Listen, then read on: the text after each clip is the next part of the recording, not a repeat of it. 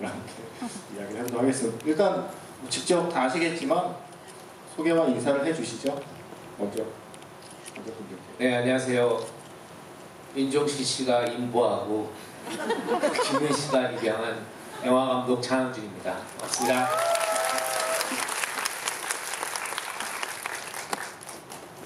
네, 저는 인보한 적이 없는데 예, 알아서 잘 자라준 장항준 감독이고요. 사실은 그 엔니오 더 마이스트로를 사실 이제 스크리너로 보고 여기 와서 또 보고 또 똑같은 지점에서 눈물 흘리고 예, 어쨌든 엔니오 아저씨라고 해야 되나? 예, 형님의 음악을 청소년기부터 저한테 이렇게 스며들어서 영향받은 예, 뮤지션 윤종신입니다. 반갑습니다. 저는 오늘 진행을 맡았고요. 혹시 밤에 잠 안 오시면 MBC FM을 틀어보시면 새벽 2시에 제가 뭐라고 떠들고 있어서 잠이 다시 잘 올 수 있습니다. 새벽 2시에 FM 영화음악 만들고 있는 김세훈 작가라고 합니다. 반갑습니다. 그리고 저희 셋은 예전에 2000년대 초반에 2시의 데이트라는 프로그램을 제가 한 6년간 진행했었는데 그때 같이 코너를 했던 멤버이기도 합니다. 네, 그렇습니다. 저 역시 그러고 보면 윤종신이 인보했던 사람인데 저에게는 눈물 자국이 있고 장항준 감독님은 눈물 자국이 없고의 차이 정도가 아닐까. 윤종신 씨는 뭐 지금 생각해보면 그때 당시에 거의 사육사? 많은 그 동물들을 임시 보호했었죠. 아까 말씀하셨듯이 윤종신 씨는 먼저 영화를 보시고 지구에 하겠다고 하셨고 장항준 감독님은 영화를 보지 않은 상태에서 뭔지 모르지만 나도 할게 라고 말씀하시고 조금 전에 저랑 같이 처음 영화를 봤거든요. 영화를 어떻게 봤는지 얘기 나눌 새가 없었는데 다만 제가 제대로 본 게 맞다면 잠시 화장실을 가시면서 저한테 이러고 가셨거든요. 그래서 그 엄지손가락의 의미를 먼저 여쭙고 싶어요. 일단 지금만 영화를 보셨으니까 자세한 얘기는 차차 하기로 하고 일단 지금 영화 한 편이 막 끝난 지금의 기분이 어떤지 영화가 어땠는지를 간단히 여쭤보고 싶습니다. 네, 오기 전에는 들어오기 전에 이제 러닝 타임을 봤거든요. 너무나 길구나. 네, 생각을 하고 앉아서 이제 여기 보는데 처음에는 그렇게 감흥이 오질 않더라고요. 근데 제가 어느 순간부터 막 울컥울컥하기 시작한 게 원스 어폰 어 타임 인 아메리카가 나오기 시작하고 미션이 나오고 우리가 그 세대이기 때문에 네, 그러니까 윤종신 씨나 저나 우리 셋이 우리들의 청소년기에 막 우리가 영화를 보고 잠 못 이루고 막 그 영화가 밤에 계속 생각이 나서 밤새도록 그 영화의 감성에 젖어있던 그리고 그렇게 음악을 좋아하고 영화를 좋아했던 우리들이 보였던 것 같아요. 제가 보였어요. 그래서 그때부터 진짜 오래간만에 언제가 마지막이었는지 모르는데 영화를 보면서 이렇게 눈물이 찔끔찔끔 나왔던 것 같아요. 예. 네, 저도 비슷했던 것 같아요. 사실은 이 다큐멘터리는 할 얘기가 너무 많아요. 여러 관점에서. 근데 딱 하나 얘기하라고 얘기하면 장 감독이 얘기했던 이 얘기 같아요. 엔니오 이런 사람이구나. 여러 가지 이렇게 끄덕끄덕 하면서 보다가 원스 어폰 어 타임 인 아메리카의 얘기가 나오면서 데보라의 테마를 들으면서 벅차오르는 울컥함? 그 영화를 저는 청소년기를 80년대 때 보냈는데 80년대 그때 극장에서 보고 또 나중에 비디오 나와서 보고 DVD 나와서 보고 몇 번을 봤는지 모르겠어요. 와, 그분이 지금 얼마 전에 돌아가시고 이 다큐멘터리가 나와서 그 영화 장면이 나올 때부터 막 그 다음에 미션 그리고 이 주세페 감독이 자기 영화라서 너무 짧게 는 것 같아요. 시네마 천국이 너무 짧게 지나가서 되게 그 장면에 되게 기대해. 이제 시네마 천국 나오는구나. 그러니까 이 사람 약간 김세훈 작가 같은 사람인 것 같아. 되게 내성적인 사람 같아. 좀 쑥스러웠나 봐요. 저는 시네마 친구에서 터져야지 했는데 한 2분 다뤘나? 네. 쑥 지나가는 거예요. 그래서 너 어쨌든 그 세 편의 이야기에서 이미 몰입이 끝났고 나머지로 2시간 40분인데 훅 달렸던 네. 다큐멘터리였던 것 같습니다. 일단 제가 바로잡고 싶은 건 셋이 다 같은 세대라고 주장하시는 것에 대해서는 일단 제가 바로잡고 싶네요. 왜 이러세요? 저는 동생입니다. 네. 저 잘 모릅니다. 엔니오 모리코네가 누구죠? 50 넘었어요. 이 사람이. 엔니오 모리코네를 저는 이 다큐로 처음 알게 여기까지 하고, 근데 역시 저도 그러니까 서구 영화의 음악을 모르진 않았어요. 저도 되게 좋아했는데 네. 눈물이 나오진 않더라고요 거기서. 저는 그거는 어릴 때 그냥 동네에서 애들끼리 휘파람 불고 흉내내고 괜히 이렇게 서구 영화의 결투 장면 흉내내면서 골목길에서 쓰러질 때 하던 음악, 그냥 어릴 때 기억에 남는 음악, 그리고 TV에서 해주던 좀 세대를 볼까요? 네. 영화극장, 토요명화, 주말의 명화를 기억하시는 분들이 꽤 많아 보입니다. 그분들이라면 아마 TV에서 해주는 서부 영화를 보고 익숙한 선들이 나온다 정도, 엔니오 모리코네가 저런 음악을 만든 사람이구나 정도로 아마 오프닝을 보셨을 것 같아요. 그러다가 역시 저도 어쩔 수 없이 원스 어폰 어 타임 인 아메리카에서 북받쳐 오르기 시작했고, 그리고 제가 사실은 이 영화를 부분과 함께 이야기를 해보고 싶었던 건 어쨌든 영화 음악 작업도 하셨고 또 영화를 연출하고 계시고, 제가 이 작품을 보고 느낀 건 이게 단지 엔니오 모리코네에 대한 이야기만은 아니라는 게 저는 이 영화의 특별한 점이라고 생각했어요.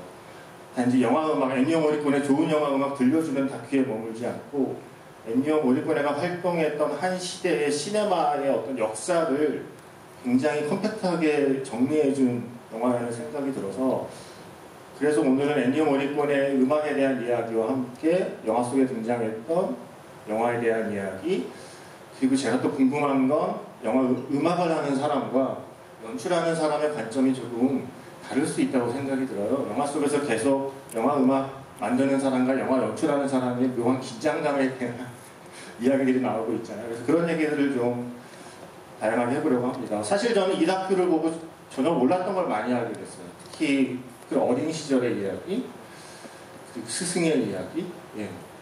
스승의 이야기를 어떻게 보셨나요? 저는 사실 엔니오 모리코네의 어떤 원동력이 열등감일 거라는 생각을 못 했었거든요. 지금까지 어떤 띄엄띄엄 인터뷰를 봤었어도 그 시절의 얘기까지는 거슬러 올라가지 않았어서, 엔니오 모리코네 음악의 시작이 저 스승님과 자기가 처음에 그 공부를 했던 정통 음악에 대한 열등감이 있었구나라는 걸 사실 작품 보고 처음 알았어요.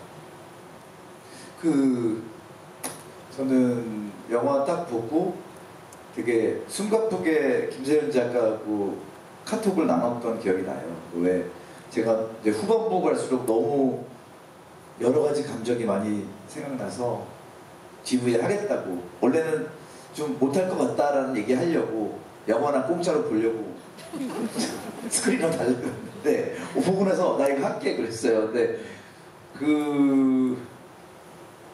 저는 딱 이제 이 오늘 GV 가서 가장 중요한 얘기 뭘 할까 하다가, 엔니오 모리코네는 돌아가실 때까지 소년이었다. 그리고 소년이어야 하는구나.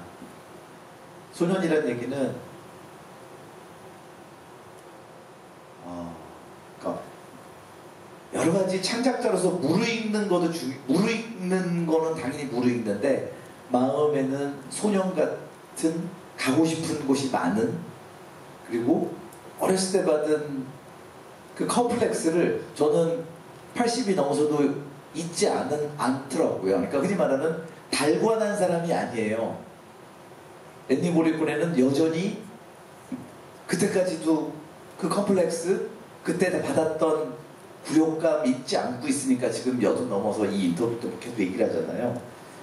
저래야 한다라는 거죠. 보통 저는 이제 50 넘고 달관하려고 그래요, 자꾸만. 그리고 달관한 듯 사람들에게 얘기하려고 하거든요. 그래야지 좀 괜찮아 보이는 것 같고. 근데 이 영화 보고 달관하면 안 되는 것 같아요. 여전히 호기심으로 바라야 되고, 여전히 질투해야 하고, 여전히 떨려야 하고 앤리오는 그런 창작자더라고요. 그래서 저한테 사실은 제가 지금 50대 중반인데 엄청 영향을 줬어요. 이 한 2주 전에 본 이 다큐멘터리가 그래. 저렇게 달관하면 안 돼. 어른 되면 안 돼. 다큐 내내 이 사람은 창작하고 있고 그러니까 머릿속에서 떠올려지는 게 많아서 철들 시간이 없는 거예요. 그래서 계속 그거 하는 거예요.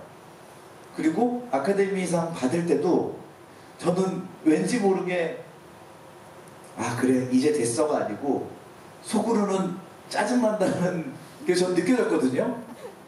그리고 공로상 준 것도 싫고 너무 늦게 준 아카데미상도 재수없는 거예요. 아카데미가 오스카가 막 그 부글부글함이 근데 엔니오 모리코네 눈에 그래 내가 고맙다고는 해주는데 그게 난 보였어요.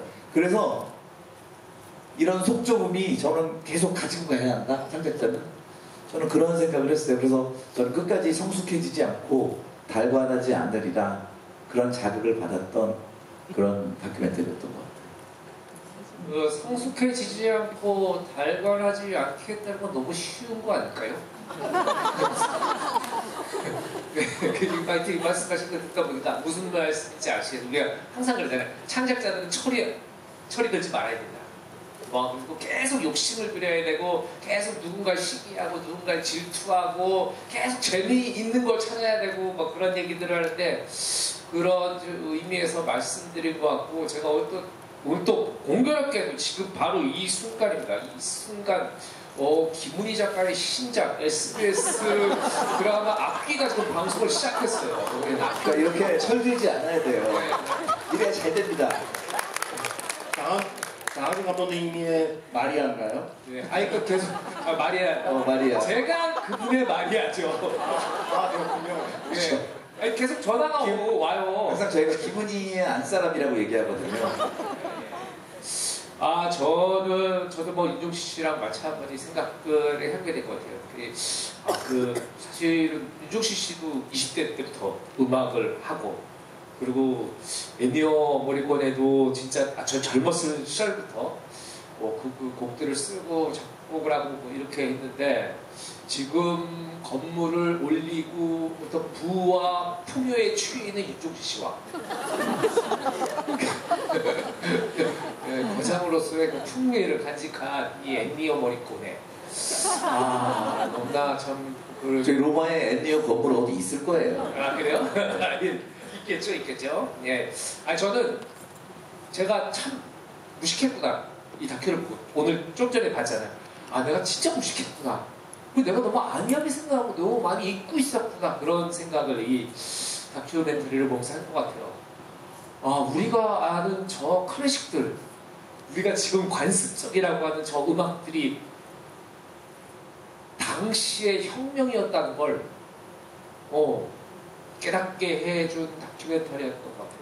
지금 돌이켜보면 모차르트도 당시에는 음악적 혁명가고 우리가 알고 있는 모든 수많은 미술가들 이런 분들도 당시에 당대의 파빅을 깼던 위대한 혁명가들인데 이제 지금 우리가 많이 쓰여지고 익숙하다고 해서 마치 그 사람들을 그동안 좀 안이하게 생각하고 있었다는 게 좀 반성이 되는 것 같고 저도 작품을 대하는 태도가 뭔가 좀 파격적이고 새로운 시도를 해봐야겠다 이런 생각을 하게 된 계기가 된 것 같아요. 그 내내 관통하는 저는 정서가 이 부분에서 엔니오가 어쨌든 클래식 쪽에서 인정 못 받았잖아요. 고전 음악을 하려고 했고 그 마음을 80년 내내 가지고 있었던 것 같아요. 그러니까 내가 내내 보면 그 얘기를 해요. 내가 거기에서 끝을 보지 못해서 여기 온 거를 눈에 안 보이게 인정하잖아요.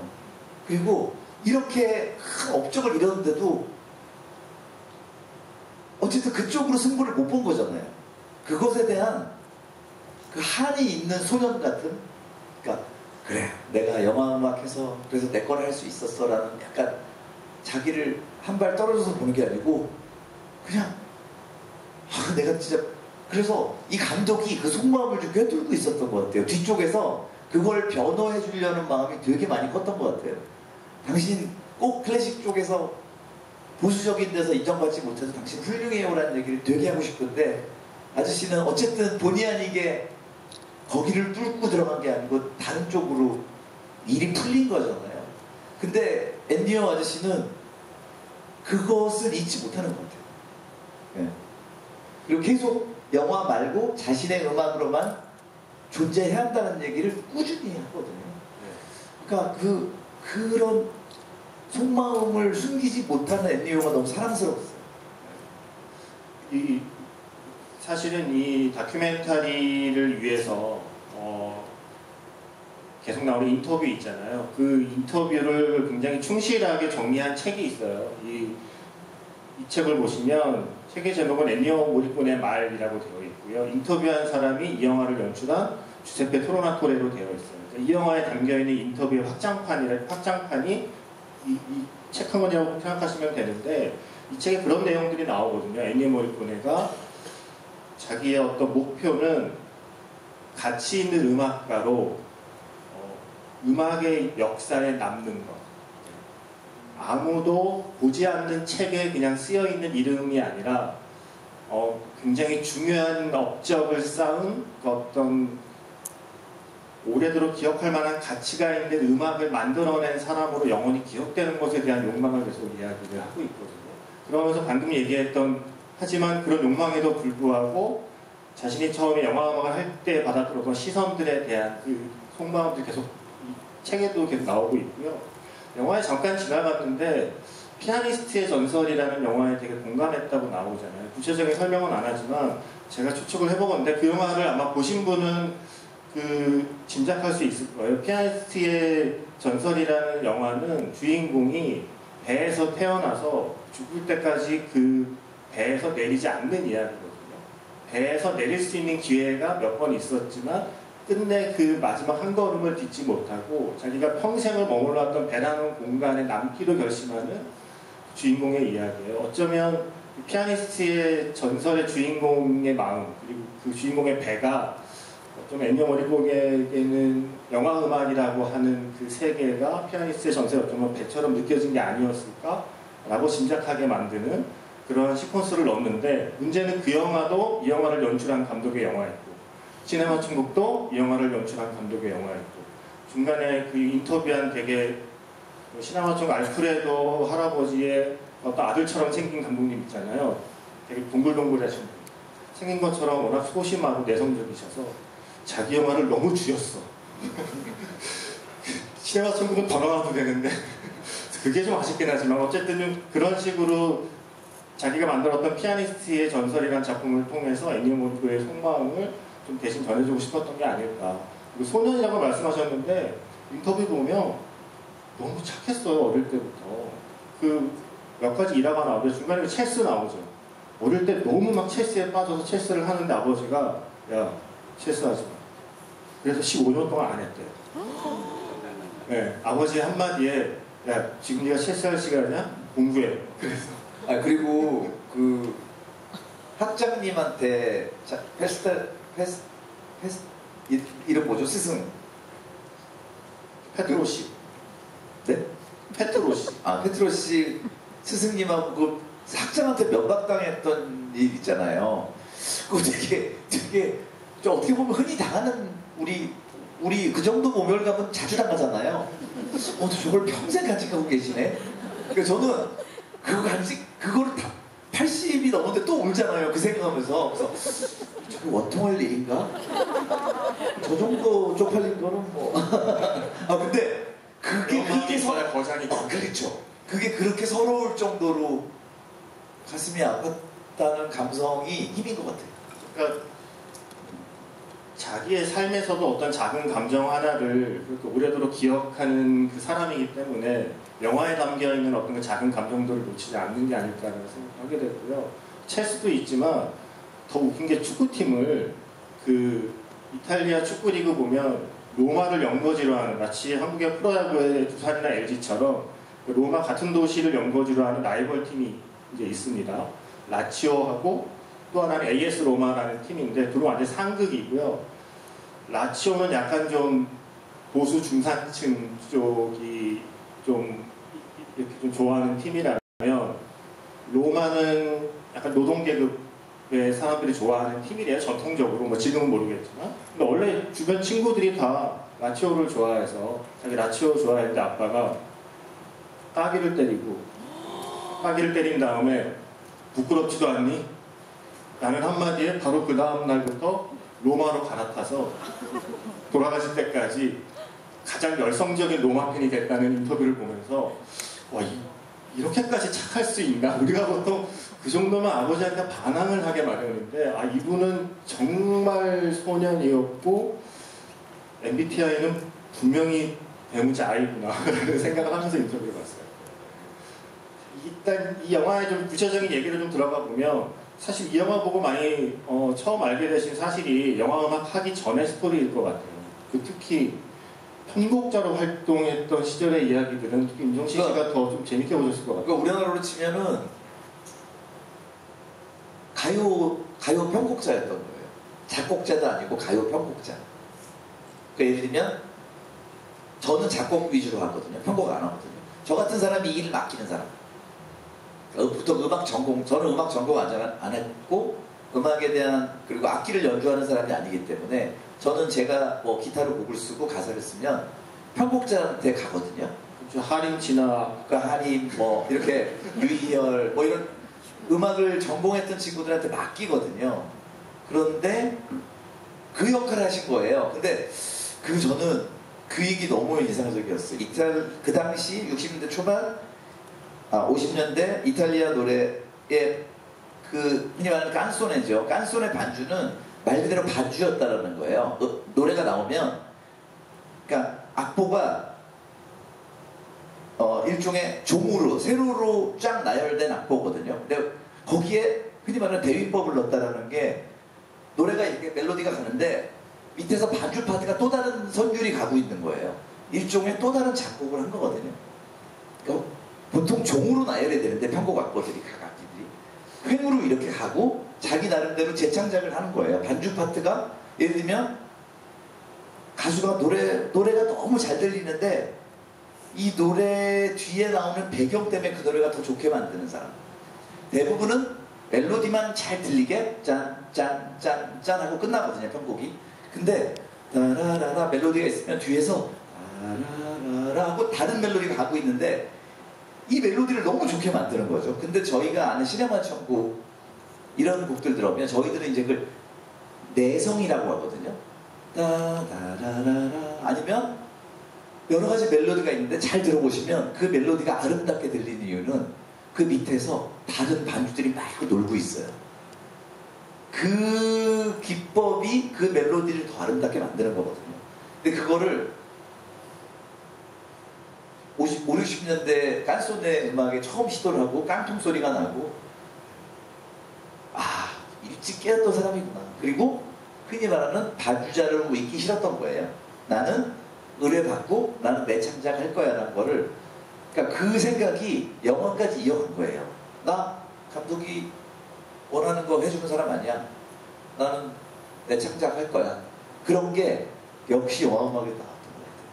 그러니까 그런 거 보면 참 희한한 것 같아요. 진짜 음악 명문 대학 이런 거 출신도 아니고 뭐 집안에 음악을 막 하던 뭐 귀족 음악을 하던 사람이 있는 것도 아니고 되게 가난한 집에 돈 때문에 아버지 대신 나가서 트럼펫을 불고 했던 소년이 이 일을 하면서 배우고 학교에서도 버림받고 막 이렇게 됐는데 이렇게 세계적인 거장이 된 것도 그렇고 아까 저기 중간에 타란티노 감독이 그 헤이트풀 때문에 잠깐 나왔었잖아요. 타란티노 감독도 마찬가지잖아요. 음악, 영화를 정식으로 배운 적도 없고 영국영화과 출신도 아니고 비디오 가게 전원을 하다가 세계적인 거장이 됐단 말이죠. 그런 거 보면 타성에 젖어 있지 않는 게 굉장히 중요하구나 역시. 네, 이런 생각들을 또 오늘 또 하게 되네요. 그러니까 사실 저는 이 타란티노 감독의 역할이 너무 이상한데 중요해요. 왜냐하면 아까도 나왔지만 존 윌리엄스의 마음과 모두 같은 마음이었거든요. 아, 이제 공로상 받았으니 끝이구나 라고 모두 생각했는데 공로상을 먼저 받고 나서 10년 뒤에 음악상을 받아버려요. 그러니까 엔니오 모리코네는 돌아가실 때까지 영원한 현역의 느낌으로 우리 가슴속에 남아 있었던 것은 공로상을 받은 게 끝이 아니라 그 뒤에 10년 뒤에 헤이트풀 에잇 새로운 음악으로 음악상을 받는 기억이 너무 강렬히 남아있거든요. 근데 그걸 해낸 게 타란티노였다는 거죠. 타란티노는 아까 말씀하신 것처럼 정식으로 영화를 공부한 사람이 아니라서 흔히 말하는 싸구려라고 불리는 영화들, 동시상영관, B급 영화들을 닥치는 대로 봤는데 그렇게 닥치는 대로 봤던 수많은 그 당시에 싸구려라고 불리는 영화들 속에 엔니오 모리코네 음악들이 있었던 거예요. 아까 왜 중간중간 나왔던 그 수많은 영화들 60년대 B급도 굉장히 많이 했죠. 60년대, 70년대 영화 이야기를 이 다음에 조금 더 해보려고 하는데 어떤 그 시절에 흔히 말하는 상업성이 좀 떨어지고 대중에게 외면받았지만 비디오 가게 어딘가에는 꽂혀있던 영화들을 타란티노가 막 보다가 그러한 감수성으로 영화를 하고 싶어졌는데 생각해보니 자기가 본 영화들의 음악들이 대부분 엔니오 모리코네였기 때문에 바스터즈 거친 녀석들을 만들면서 그때 봤던 영화들의 음악을 막 갖다 썼어요. 갖다 썼는데 그래서 엔니오 모리코네가 좋아할 줄 알고 갖다 썼는데 엔니오 모리코네가 영화를 보고 나서 인터뷰에 아주 장문의 인터뷰를 했어요. 걔는 영화 음악을 잘못 이해하고 있는 것 같아요. 뭐 기존에 있는 좋은 거를 다 갖다 쓰면 자기 영화가 좋아질 거라는 착각을 하고 있는 것 같은데 영화에는 그 영화에 맞는 음악이 필요한 겁니다. 뭐 얘기를 하고 중간에 뭐 엔니오 모리코네가 모차르트 막 이런만 하는데 인터뷰가 또 있는 것은 저는 그 생각을 했죠. 아, 얘가 자기 영화 홍보를 위해서 지금 나의 바짓가랑이를 붙들고 있구나. 이런 식으로 별로 이렇게 좋지 않게 이야기를 하던 엔니오 모리코네인데 이 엔니오 모리코네를 끝까지 찾아가서 그러한 시선으로 자기를 보는 걸 알면서도 타란티노가 설득해서 헤이트풀 에잇을 맡겨준 덕분에 엔니오 모리코네는 이렇게 영원한 현역이 될 수 있었던 거예요. 그 헤이트풀 에잇에서 진짜 뭐 되게 이런 거 쓰고 싶었던 거예요. 근데 처음에는 나 싫은데? 그래가지고 교향곡을 썼잖아요. 그러니까 할아버지가 이 엔니오 모리코네는 여전히 끝까지 뒤트는 맛이 있는 거예요. 난 네가 원했는 대로, 그러니까 일부러 안 해주는 게 아니고 나는 네 영화 보고 이거 안 떠올라 라고 얘기하고 그리고 많은 감독들이 지나고 나서 엔니오가 옳았다고 얘기하잖아요. 아, 그게 대단한 것 같아요. 저는 그래서 이걸 보면서 감독님의 의견이 궁금했어요. 그러니까 엔니오 모리코네가 되게 그런 말을 하잖아요. 감독이 뭐 사운드, 촬영, 연기 뭐 다 관여할 수 있지만 음악은 예외다. 감독은 음악은 모른다. 라는 주장을 아주 확신에 차서 이야기하고 다큐의 대부분이 그리고 이 인터뷰집의 대부분이 자신의 음악을 이해하지 못하는 감독 때문에 얼마나 답답했는가에 대한 이야기를 하는데 하고 있거든요. 근데 어떻게 보면 그 감독과 음악 감독 간의 어떤 묘한 긴장감에서 나오는 뜻밖의 장면들도 있잖아요. 그래서 감독의 입장에서는 엔니오 모리코네의 이런 이야기들이 어떻게 들렸는지 궁금했어요. 일단 사실은 되게 좀 쉽지 않은 문제예요. 음악 감독과 그 감독의 입장이 쉽지 않고 대부분 현장에서 협업이 가능해지 그리고 계속 의논하고 이렇게 될 수 있는데 그 음악 같은 경우에는 이거 어떤지 들어보세요 하고 대충 이렇게 뭐 허밍을 하든지 건반 몇 개 두드려가지고 우리는 알 수가 없거든요. 네. 아니 그거 말고 그리고 저희가 이제 시나리오를 쓸 때 머릿속으로 떠오르는 음악들이 있어요. 이거를 이제 레퍼런스라고 그러는 거 들려줘요.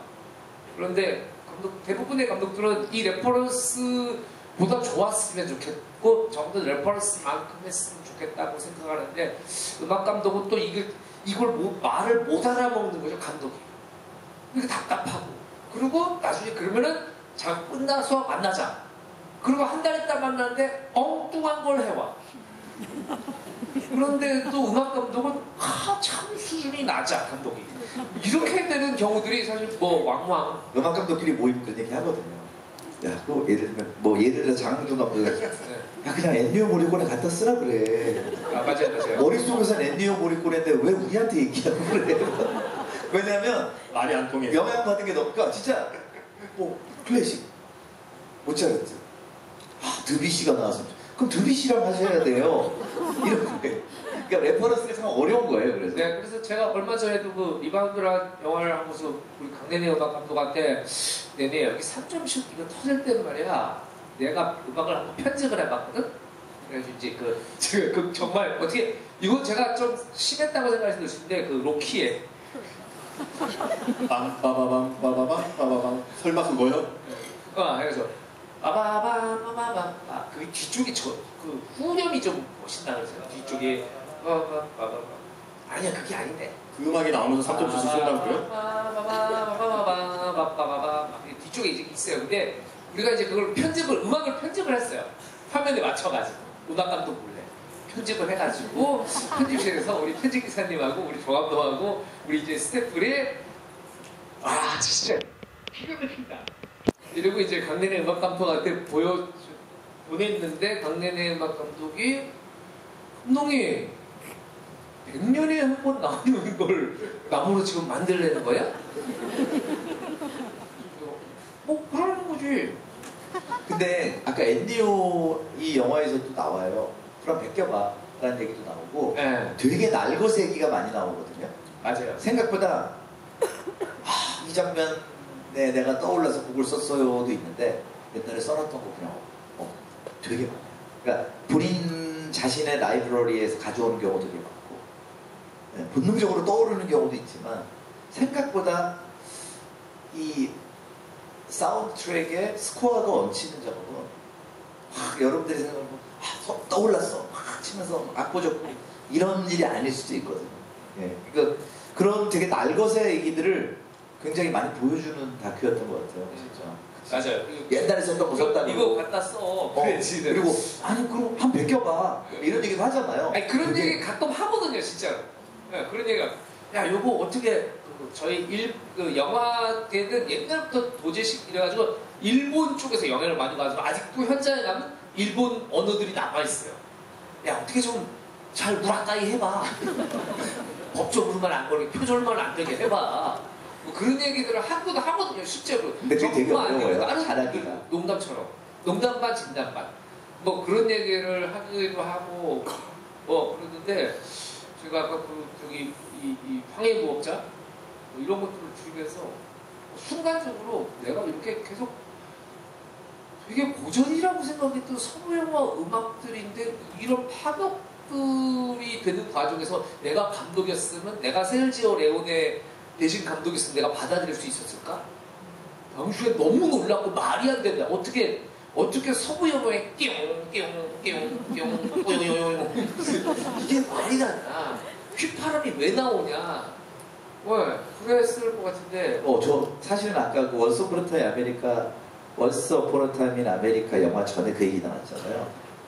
팸플룻, 피콜로 이런 거는 굉장히 가볍다라는 느낌이잖아요. 그 설명이 앞에 붙잖아요. 앞에 감독이 팸플룻 아꼈어. 그거 너무 가벼워. 근데 갑자기 그런 식으로 나온다고? 그러니까 기가 막힌 거죠. 그 얘기를 미리 깔고 그 장면이 나오는데 따라따라. 그러니까 제가 원스 어폰 어 타임 인 아메리카에서 왜 우리 셋이 다 그렇게 감정이 폭발해서 올랐는가를 자꾸 생각하게 돼요. 저는 그거를 비디오로 처음 봤거든요.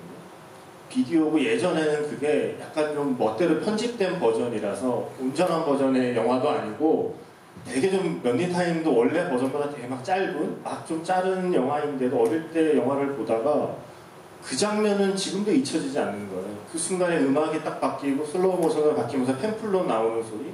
제가 장담컨대 저 대학 다닐 때 대학마다 팸플로 동호회에 있었고 그거 꽤 옛날에 있었거든요. 옛날에 실크로드 오카리나라고 실크로드라는 음악에 네, 맞아요. 오카리나라고 있어요. 다 오카리나 불고 앉아 있는 거야. 네. 그래서 저는 대학교 때 그 수많은 팸플릿 동호회에 들어간 사람들의 최소한 절반 이상은 원스 어폰 어 타임 인 아메리카를 본 사람이다라는 저는 확신할 정도예요.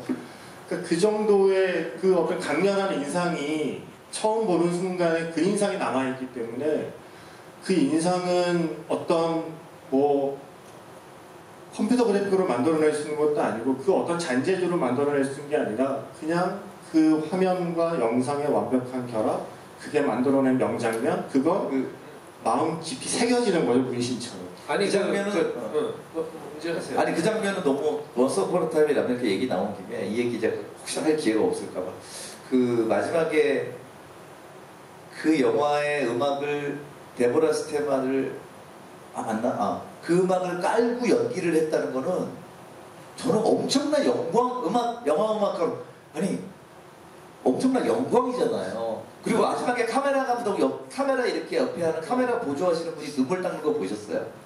막 너무 뭉클했어요. 보통 촬영할 때 그런 방식으로 하는 일은 정말 거의 없거든요. 왜냐면 이제 현장에 숨소리까지 녹음을 하기 때문에 현장에서 음악을 튼다는 건 상식적으로 있을 수가 없어요. 아마 지금보다 그때는 동시 녹음보다는 후시 녹음에 좀 더 의존을 하던 시대라 그게 가능했던 거죠. 네. 그때는 그래도 후시였어요. 기본적으로 가이드라도 동시 방식으로 가잖아요. 네. 그런데 그걸 보고 또 얼마나 진짜 그 음악가로서는 그게 얼마나 이게 레오네 감독이 이거 음악 깔아야 돼. 그리고 로버트 드니로한테도 진짜 대배우잖아요. 그치. 이거 음악 깔고 하자. 그러니까 저는 이게 그리고 막판에 카메라 보조가 눈물 딱 훔치는데 와 그게 아주 감동이었어요. 1초 만에 싹 지나가는데 그거 나못 눈물 싹 닦아요. 나는 그게 너무 찡했어. 그거 보려면 다시 보셔야 돼요. 그리고 아까 원스 어폰 타임 아메리카 얘기가 계속 나오고 있는데 왜냐면 왜 계속 이 영화 얘기를 저희가 셋이 많이 하냐면 너무 인상 깊은 영화였어요. 당시에 그런 영화가 없었던 건데 저는 이제 재개봉관에서 봤거든요. 극장에서 봤는데 그게 아마 제가 기억하기로 원래 런닝타임이 뭐 3시간 50분인가? 그런 영화인데 한국에서 수입할 때 수입업자가 1시간 정도 편집을 해서 드러내고 그리고 재개봉관에서 할 때는 2시간 10분짜리로 틀었어요. 그러니까 영화의 반 정도가 날아가져 있는 상태인데 되게 중요한 음악 시퀀스들은 살아있잖아요. 그건 뺄 수가 없는 거예요. 근데 제가 그 어린 마음에도 보는데 스토리는 이해가 안 가는데 그게 어떻게 이해가 가겠습니까? 뭔가 이 거대한 삶의 이들의 생애, 이 갱스터들의 생애, 그리고 뭔가 말 못할 이 서사가 그리고 이 음악이 이건 작품이다. 이 영화는 그 남자들 요 시기에 청소년기를 지낸 남자들한테는 그거예요. 그냥 이게 그 바람직한 단어는 아니지만 이게 간지다. 야 드니로처럼 간지와 바로의 시대였죠. 저렇게 점나면 얼굴에 점 나도 돼. 저게 간지야. 그래서 이 영화가 나오고 청소년들 사이에서는 원래 이제 그때 당시에는 이제 영화 배우 누구 좋아하냐 그러면 알파치노하고 로버트 드니로입니다. 난 드니로파예요. 근데 저도 드니로로 바뀌었어요. 저도 드니로. 이 영화를 보고서. 드니로가 약간 안짱다리 거를 불어요. 그것도 멋있는 거야. 야 살짝 안짱다리가 멋있는 거야. 공교롭지만 저도 휜다리로서 참 묘한 동질감 느끼네요. 제가 그 사석에서 얘기했었는데 제가 그 장면에서 또 울컥했던 또 다른 이유를 생각해 보니까 제가 그걸 비디오로 처음 볼 때 제 나이는 영화 속 주인공의 어린 시절 나이와 좀 더 가까웠었단 말이에요. 근데 이게 한 30년 가까운 30년이 아마 넘은 것 같은데 그 시간이 지나서 이 영화를 다시 보고 있는데 영화 속의 로버트 드니로까지는 아니지만 그 정도 나이까지는 아니지만 어느새 제가 영화 속에 나오는 꼬마의 나이에 가까운 게 아니라 영화 속에 그 지나간 세월을 회상하고 있는 로버트 드니로의 나이에 좀 더 가까이 와 있는 지금 같은 장면을 다시 봤을 때 그러니까 똑같은 영화를 시간이 지나서 다시 보면 영화는 그대로지만 그 시간 동안 내가 나이를 먹고 내가 자랐기 때문에 똑같은 영화가 달리 보이거든요.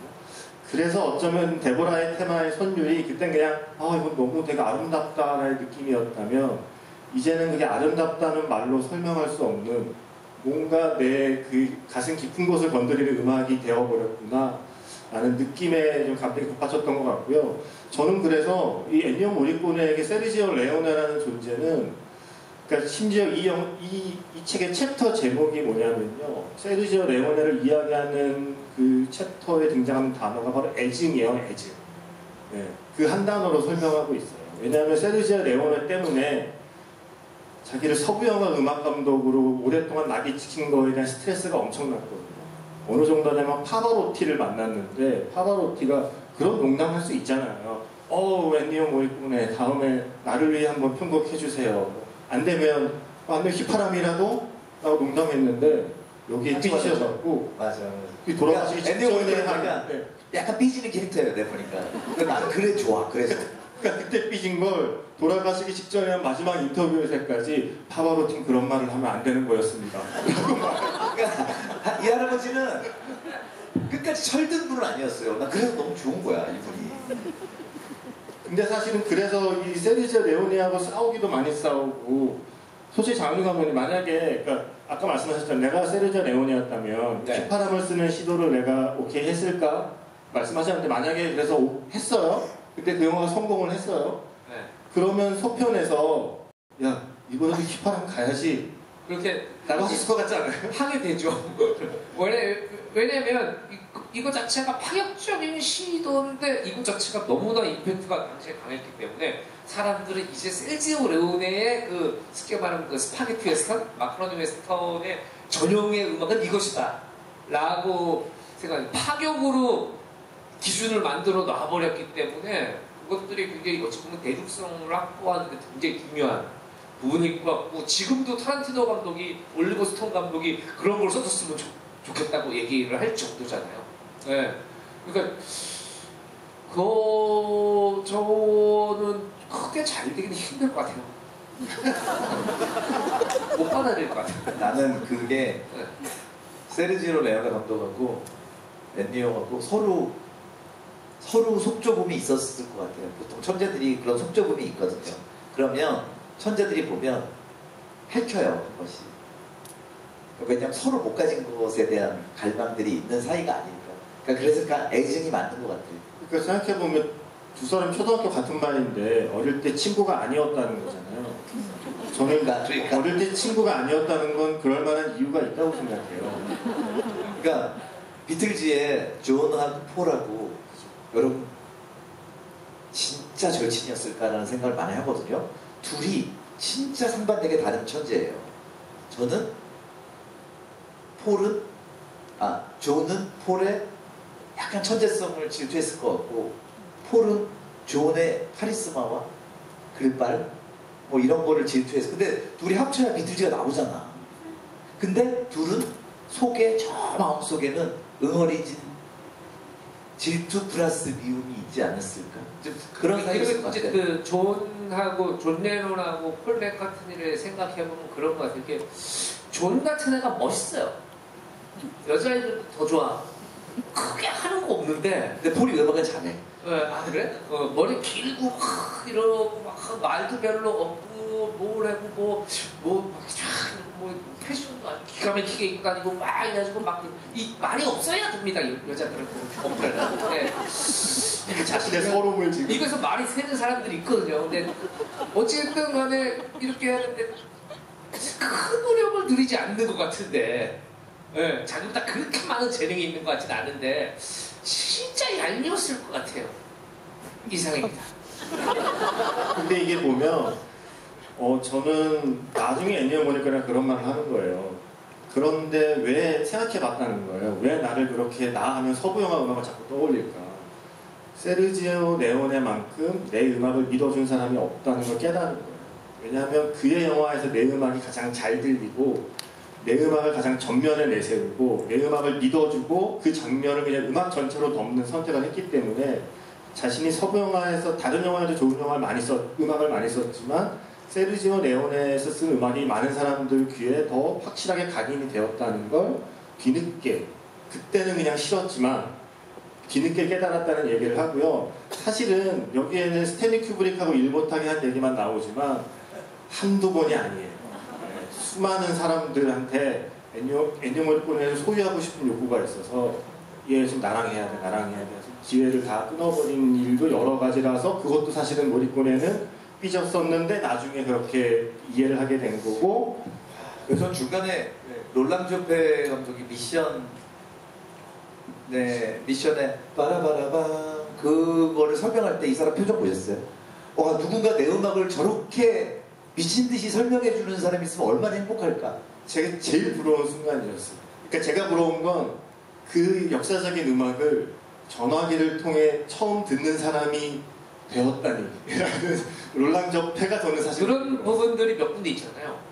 듣는데 막 입으로 하잖아요. 빠라빠라밤 이렇게 음악이 쫙 시작되고 화면이 나오면 소름이. 아니 나는 되게 또 부러웠던 게 저는 상대 음감이거든요. 그래서 제 노래를 그냥 반주 없이 부르면 음악이 나오면 조가 틀려요. 상대 음감들은. 그러니까 그냥 지금 뭐 교복을 벗고라는 노래를 하면 음악이 나오면 좀 높거나 낮거나 저는 상대 음감이기 때문에. 저는 무슨 음감이 저 같은 사람. 음감이 없잖아요. 무음감? 그러니까 근데 저는 계속 영화 보면서 앤디오 아저씨 절대구나. 그러니까 막 분명히 노래는 잘 못하시는데 딴딴딴딴딴 음악이 나올 때 조가 싹 스며드는 거야. 그래서 저 작곡가 절대 음감이면 저게 좋구나. 되게 멋있었어. 그래서 제일 저는 귀여웠던 게 혼자 황해 무겁다리 흥얼거리면서 피아노 뚱땅거릴 때 저는 그때가 진짜 소년이구나 라는 생각을 해서 저는 그 데보라 스테반 나이 엄청 든 엔디오 모리코네가 피아노로 칠 때 너무 짠했어요. 그리고 사실은 이 작품을 보면서 제가 또 반가웠던 건 엔디오 모리코네의 음악으로만 봤던 사람들의 실물을 만나게 되었다는 거죠. 중간에 머리 하얀 피아니스트분 질다부타라는 분은 엔디오 모리코네의 음반에서 그 음반 연주자 이름을 찾아보시면 대부분 질다부타예요. 그러니까 엔디오 모리코네 피아노의 거의 분신 같은 그 워렌 비티 나왔던 영화 뭐죠? 러버 어페어의 그 피아노도 저분이신 거예요. 네. 그 영화가 안 나왔어. 뭐지? 허락을 못 받았나? 네. 러버 어페어. 근데 제가 아니 근데 앞을 잘 모르는 건 엄청 많이 하더만. 우리가 기다리는 우리가 진짜 추억하는 이제 그 영화를 왜 안 했을까요? 엔디오 모리코네가 이상한 B급 이런 것도 했어. 그러니까 황당한 영화에 엔디오 모리코네가 나온 60년대 이탈리아 영화들이 되게 많아요. 제가 지금 이 영화를 보면서 깜짝 놀란 게 60년대, 70년대는 대체 무슨 시대였나. 그러니까 여러 편의 영화에 등장하는 배우가 알렌 들롱이잖아요. 지금으로 치면 브래드 피트 같은 배우일 텐데 그 최고의 탑클래스 배우를 데려다가 어떻게 저렇게 실험적인 영화를 저렇게 많이 찍었지? 근데 그 생각을 다시 해보면 마틴 스콜세지가 지금 시대의 영화를 보고 느끼는 이질감을 약간 이해할 수 있게 된 거죠. 60년대, 70년대에 흔히 말하는 시네마의 시대, 중간중간 나오는 영화들 보면 스케일 장난 아니잖아요. 지금이야 컴퓨터 그래픽으로 만들지만 엄청난 엑스트라에 엄청난 자연경관을 담아낸 어마어마한 그 시네마의 시대였기 때문에 영화의 스케일이 컸기 때문에 애니오 모리코네가 연주하는 오케스트라의 크기가 그 영화의 크기와 맞았던 거고 뭐 실험 영화 뭐 되게 진짜 흔히 말하는 아방가르드한 영화가 많았기 때문에 애니오 모리코네도 다양한 실험을 할 수 있었던 거고 그러니까 애니오 모리코네는 자신의 음악적인 그 재능도 있었지만 정말 자기에게 딱 맞는 시대를 살았구나라는 생각을 하게 되는 게 우리에게 상대적으로 감흥이 적었던 조금은 지루하게 느껴진 전반부가 그래서 저는 그런 의미에서 꽤 좀 중요한 장면이었다고 생각해요. 그 트럼펫 부는 소년은 실제 엔디오 모리코네예요. 제가 그거를 찾아봤는데 자료는 못 찾았는데 그 화면을 보면 계속 오른쪽 위에 LUC라고 계속 새겨져 있어요. 중간중간 운영되는 게 저는 그게 아마 이탈리아에서 이미 그 전에 만들어진 엔니오 모리코네 어떤 다큐의 재현 장면 같은 게 아닐까라는 추측을 하고 있어요. 근데 구체적인 자료로 팩트를 확인하지 못했고요. 뒤쪽에도 나오길래 네. 저렇게 필름으로 찍어놨다고? 라고 생각을 하게 되더라고요. 저는 약간 서프라이즈처럼 약간 재현이 아니었을까. 그러니까 저도 재현 배우 어디서 되게 닮은 애를 잘 데려왔다라는 생각을 했었고 그리고 재밌는 게 엔니오 모리코네가 러브스토리와 뮤지컬을 혐오했대요. 네. 자기는 추리 영화나 모험 영화가 좋았지 사랑 이야기는 현실의 사랑이 진짜지 영화의 사랑은 다 가짜 같았대요 라고 하면서 그러니까 영화 러브스토리 말씀하시는 아니요. 자기가 어릴 때 본 사랑 이야기를 다룬 영화를 어릴 때부터 싫어했고 이런 얘기를 막 하면서 러버협회 음악 얘기로 넘어가. 저는 이분은 진짜 천재구나 생각했어요. 아니 뭐 사랑은 뭐 사실 다 쉽잖아요. 좀 다 아실 겁니다. 사랑의 실체에 대해서. 이상입니다. 사실은 언서 포 타임인 아메리카 얘기를 많이 했는데 정말 그러니까 이 영화에서 감정이 북받친 순간은 물론 그 영화지만 애니어 모리콘의 음악을 다 통틀어 봤을 때 두 분의 원픽은 뭐예요? 그래도 나는 애니어 모리콘 하면 이 음악이 근데 역시 제일 먼저 이 영화를 보고 나서 저는 미션을 굉장히 감명 깊게 봤지만 미션 좋지만 그래도 100%내 취향은 아니야라고 했는데 이 영화 보고 미션이 엄청나구나라고 느꼈고 저는 그래도 시네마 파라디스였던 것 같아요.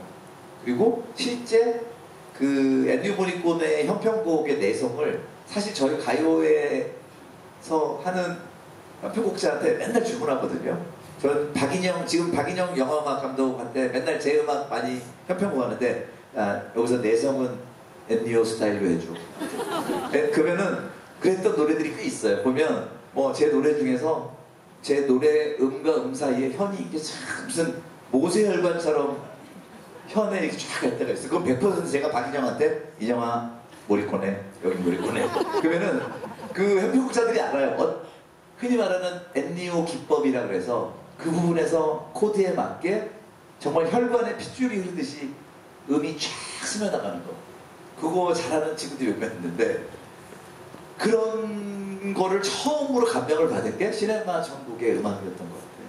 네, 그러니까 그리고 영화 내용도 뭐 이쪽에 성장 영화이기도 하고. 예. 감독님은 어떠세요? 그 저도 이제 아까 북커프가 했던 게 딱 그 세 편이에요. 이제 원스 어폰 타임 인 아메리카, 미션, 시네마 천국. 근데 영화 안에서 너무 진짜 시네마 천국이 너무 안 나와가지고 환불을 해달라고 해야 되나 뭐 이런 생각하시는 분들도 많으실 것 같은데 그 영화 음악으로서 진짜 같이 그러니까 저는 파격적인 걸 또 좋아하니까 저는 사실은 그 가브리엘의 오보에 미션에 나온 그 음악 자체는 정말 모든 발상을 뛰어넘는 뭐 대단한 그 영화 음악이었다고 생각하는데 그렇지만 제 감성을 가장 뒤흔들어 놨었던 엔니오 모리콘의 영화 음악은 시네마 천국입니다. 예, 시네마 천국 축하드립니다. 이관왕이 되셨습니다.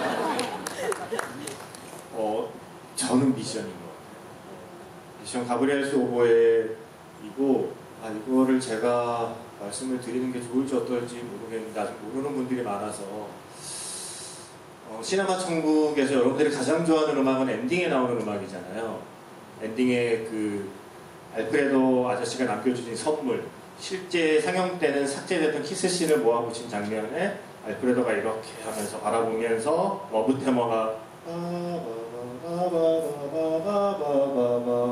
엔니오 모리콘의 작곡이 아닙니다. 그 곡은 엔니오 모리콘의 아들 안드레아 모리코네가 작곡한 곡입니다. 그 이야기가 책에 있는데 또 그 전에도 몇 번의 인터뷰에서 나왔는데 영화에는 그게 담겨있지 않고 아들 얘기가 통째로 빠져서 엔니오 모리콘에게 집중하기 위해서 뒤로 물러나 준 것인가 잘은 모르겠지만 아마 그래서 시네마 천국의 장면이 짧아졌을 수도 있어. 아니 그 얘기 너무 재밌고 좋은데 그 아버지의 음악적 전통을 받아서 그렇죠. 음악 감독은 아버지가 했지만 그 곡만큼은 아들이 했다. 되게 재밌는 게 엔니오 모리코네가 엔니오 모리코네인데 내 아들이 썼어 하고 하면 쓸 거잖아요 감독이. 네. 싫어요라고 말을 못 할 거잖아요. 그래서 그게 아들이 쓴 거라고를 이야기하지 않고 그 몇 개 곡을 자기가 쓴 것처럼 이렇게 줬다는 거예요. 그 중에 골라라. 하나 골라라. 근데 그걸 보길래 마지막으로 묻겠다. 그게 제일 좋으냐. 좋다. 내 아들이 쓴 거다. 라고 해서 아들이 쓴 걸 알리지 않고 감독으로 하여금 그 곡을 고르게 해서 마지막 러브 테마가 되었어. 나는 되게 페어하게 하려고 노력했네요. 그리고 앞에 그거 뭘 잘 모르는 영화 다 빼고 그걸로 그 주세페 감독 참 말이야. 네. 소심하셔. 네. 그리고 이 얘기도 내가 빼먹지 말아야지 하는 얘기가 엄마가 좋은 멜로디를 써라라는 얘기 하잖아요. 그리고 사실은 선율이라는 표현으로 자막이 나왔는데 그 멜로디거든요. 저는 그 멜로디라고 표현해서도 괜찮았을 것 같아요. 선율이란 말 좀 어려운 말이라고 저는 생각하는데 엄마가 했던 그 말을 끝까지 지킨 것 같아요. 그게 좋은 곡을 써라, 좋은 멜로디를 써라. 이 얘기는 다르게 해석하면 대중적이어라라고 한 얘기. 많은 사람이 좋아할 만한 걸 해라라는 뜻이거든요. 앤니어 아저씨는 죽을 때까지 멜로디가 좋았어요. 그리고 사람들이 좋아할 만한 선율을 했어요. 살짝 아까 뭐 피아노 때려부시고 이거도 저는 견까지였던 것 같고, 이 사람의 본질은 좋은 멜로디. 그래서 그 엄마가 그 얘기해 준 거를 끝까지 지킨 거, 그게 감동이더라고요. 네. 항상 멜로디가 좋아요. 역시 착한 소년. 역시 부모님 말씀을 잘 들었어요. 그리고 저는 그런 생각을 해요. 제가 밤에 영화 음악을 틀어주는 프로그램을 하잖아요. 여전히 어떤 스코어, 그러니까 삽입곡 말고요. 여전히 스코어 신청이 가장 많이 들어오는 건 멜로디가 있는 스코어예요. 근데 최근에는 물론 한스 짐머의 음악이 많이 신청이 들어오죠. 한스 짐머는 지금의 영화 음악의 어떤 트렌드와 과거 트렌드의 중간에 있는 사람이거든요.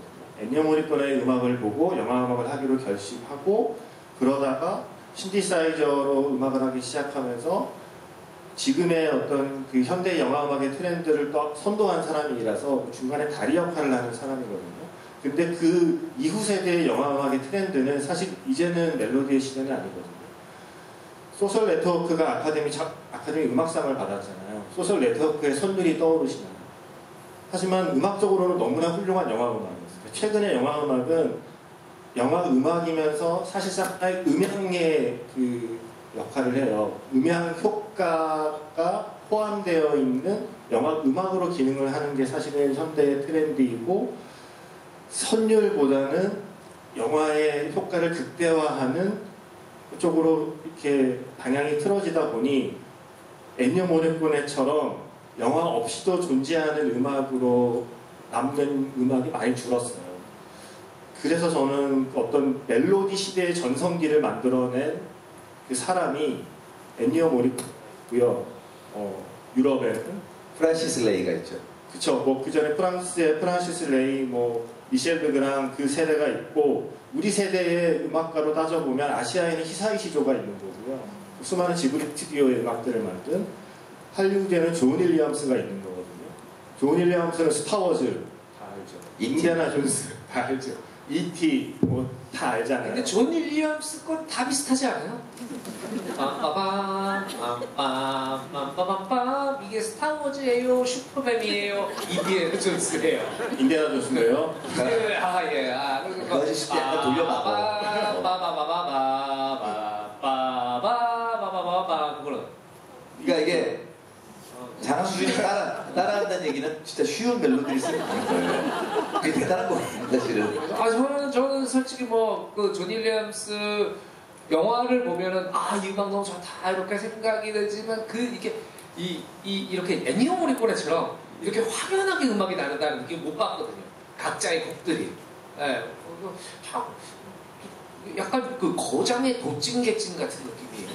그러니까 본인의 곡이 비슷해. 엔니오 모리코네 훨씬 더 우아하고요. 네. 엔니오 모리코네는 좋은 멜로디고, 좋은 멜로디를 당연히 만드는데 그 멜로디를 감싸고 있는 배음들이 너무 우아하죠. 그거는 존 윌리엄스나 한스 짐머가 따라갈 수가 없기 때문에 이 다큐멘터리에서 그렇게 리스펙을 표현하는 것 같아요. 자기들은 할 수 없는 그 엔니오의 아성이니까. 근데 어떻게 시간이 다 됐어요. 네, 저 이제 술 마시러 가야 돼요. 네. 그래서 마지막으로 정말 하고 싶었는데 못한 얘기 있으면 지금 하나씩 해주시는 게 좋을 것 같아요. 이제 기회가 없습니다.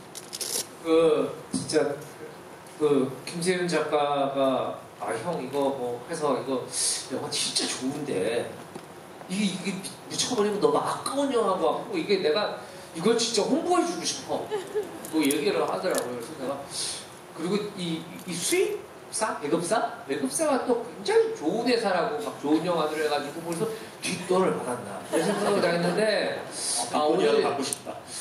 오늘 영화를 보니까 이 영화는 같이 많은 사람들이 봤으면 좋겠다. 예, 이 배급사가 뭐 그래서 이런 좋은 영화들이 우리의 형제들, 내 친구들, 그리고 이런 영화들의 전통이 이어져서 나중에 우리 아들, 딸들이 극장에 와서 부시고 날아가고 이런 것만 있는 게 아닌 극장의 문화가 되는 계기가 됐으면 좋겠다. 저한테도 제 어린 시절 청소년기 그 청룡들을 회상할 수 있는 너무나 좋은 너무 뭉클해지는 영화였고요. 그리고 여러분들 내일은 밤 10시 SBS 앞뒤 꼭 시청을 부탁드립니다. 예, 감사합니다. 네, 채널 A의 하트 시그널 4도 새벽 2시엔 영화 음악 들어주세요. 저는 그 마지막에 엔니오 모리코네가 한 말이 되게 인상이 났는데 생각한 대로 쓰여지지 않는다고. 근데 저는 엔니오 모리코네 이 다큐멘터리 2시간 40분짜리를 보면서 그러니까 제일 부러운 거는 천재이기 때문에 계속 떠올려지는 사람이라는 거예요. 그럼 저는 계속 떠올려지진 않지만 떠올리는 습관을 가지려고 노력하는 사람이거든요. 그러니까 예를 들면 발끝도 저는 못 따라가지만 굳이 하나 찾아서 엔니오 모리코네와 제가 비슷한 거 하나는 좀 부지런하다는 거. 그래서 창작자들이 보면 되게 좋을 게 부지런히 떠올리고 떠올린 거를 어떻게 해서 구현해라. 엔니오 모리코네는 정말 부지런히 구현해낸 사람인 것 같아요. 네, 떠오르는데 나 내일은 쉴래. 아까 그 얘기 있잖아요. 90년대에는 2000년대까지만 할 거야. 2000년대는. 그러지만 어떻게 계속 떠올려지는데 뭐가 떠오르는데 그러니까 보통 근데 저는 이 얘기를 창작자뿐만 아니라 모든 여러분들이 뭔가 떠올려지는데 보통 에이 몰라 안 될 거야 하면서 접지 말고 한 번씩 떠올려지는 걸 트라이 해보는 인생을 살아라. 그 얘기가 저는 교훈 같아요. 네. 저는 그래도 이 중에서 이 영화를 가장 먼저 본 축에 속하기 때문에 일단 이 회사하고는 관계는 없고요. 다만 그런 생각은 해요. 이게 돈 벌 생각이면 이 영화는 수입해서는 안 되는 거거든요. 이걸로 돈 벌 수 없는 영화예요. 저는 생각해요. 근데 수입한단 말이에요. 세상엔 그런 바보 같은 열정을 가진 사람들이 있기에 우리가 누리는 것들이 있다고 생각합니다. 한국에 소개된 수많은 켈로치 영화와 다르덴 형제의 영화를 수입한 회사고 그리고 또 원스라는 영화도 이 회사가 아니었다면 소개가 되지 않았을 영화들이기 때문에 그런 열정을 높이 사서 이 영화도 잘 됐으면 좋겠다라는 생각을 했던 거 그럴 만한 가치가 있다고 생각을 했던 거고요. 그리고 제가 이 두 분께 정말 고맙게 느끼는 건 이 영화는 정말 큰 스크린으로 큰 극장에서 많은 사람과 함께 보면 좋은 영화라고 생각하는데 지금 시장에서 영화가 개봉하면 이렇게 큰 관은 아마도 미션 임파서블 같은 영화에게 내주게 될 거예요. 그래서 그래도 여기 계신 분들은 굉장히 운이 좋은 게 어쩌면 개봉한 후에는 다시는 얻지 못할 코엑스에서 가장 큰 메인관에서 보실 수 있게 된 것은 이 두 분의 힘이 큽니다. 이 두 분이 지구에 하지 않았다면 이렇게 큰 관에서 사전 시사를 할 수 없었기 때문에 그래서 이렇게 바쁘신 거 알려서 이 두 분께 제 진심으로 감사를 드리고요. 마지막으로 제가 드리고 싶은 말씀은 히사이시조의 전기에 그런 말이 나와요. 점은 누구나 찍을 수 있는데 선은 아무나 그릴 수 없다는 이야기를 하거든요. 한 번은 누구나 뭘 잘할 수 있고 젊을 때 반짝 뭘 하는 건 누구나 다 할 수 있지만 자기가 하고 싶은 거, 자기가 잘하는 걸 꾸준히 계속 해나가는 점을 찍는 게 아니라 선을 그리는 사람이 프로다라는 이야기를 히사이시조가 했거든요. 저는 엔니오 모리코네는 그렇다면 선을 넘어서서 도형을 그리는 사람이라고 말하고 싶은 거죠. 점을 넘어서 선을 넘어서 그 선들로 자기만의 하나의 우주, 자기만이 만들어낼 수 있는 어떤 입체와 도형을 만들어낸 한 음악가가 어떤 시대를 살았는가, 그 사람의 음악뿐만이 아니라 그 사람이 살아냈던 시대와 그 사람이 살았던 시대에 존재했던 영화의 역사까지 함께 담아낸 작품이기 때문에 이 작품은 한 번도 좋지만 두 번, 세 번 보면서도 보시고 볼 만한 게 많다고 생각해서 이 작품을 더 많은 분들께 소개하고 싶었습니다. 오늘 영화가 괜찮으셨으면 더 많은 분들이 보실 수 있게 또 개봉하고 가능한 좀 더 큰 스크린을 잡을 수 있게 주변에 많이 소문을 내주셨으면 고맙다는 말씀을 마지막으로 드리고요. 긴 영화 그리고 이어진 이 1시간의 긴 토크까지 함께 해주셔서 진심으로 감사드립니다. 네. 감사합니다. 감사합니다.